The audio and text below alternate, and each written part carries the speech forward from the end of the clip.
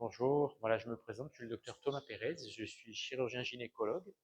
J'exerce dans la ville de Marseille en France et j'ai été invité par le professeur Mokran Mechto pour venir faire des démonstrations chirurgicales et également faire des communications au congrès de l'ASGOS, 5e congrès de l'ASGOS, qui est un congrès remarquable de chirurgie gynécologique ici à Alger, qui a lieu tous les ans. Et donc ce congrès est axé sur toute la chirurgie gynécologique. Personnellement, ce que je représente le plus, c'est la chirurgie endoscopique, qui a pris un essor considérable depuis pas mal d'années et qui permet aujourd'hui d'opérer les patientes sans ouvrir l'abdomen.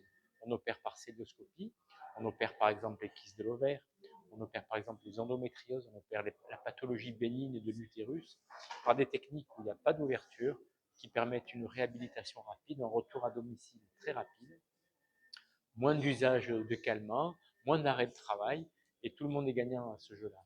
Ça nécessite un petit peu de matériel, notamment des images vidéo de grande qualité auxquelles on a accès aujourd'hui, 4K, etc.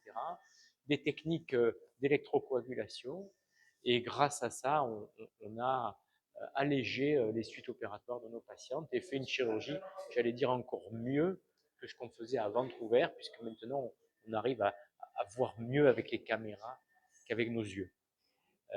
Par exemple, on a développé actuellement une technique qui s'appelle le VNOT, comme le vagin natural orifice technique, qui permet par le vagin de nos patientes de réussir à réaliser des interventions. Alors en ce moment-là, il n'y a même pas de cicatrice sur l'abdomen, encore moins de douleur et des meilleures suites.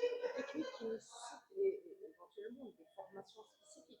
Ah oui, c'est vrai que si je viens ici, c'est aussi pour ça, c'est pour partager. J'ai des techniques que j'amène de mon beau pays.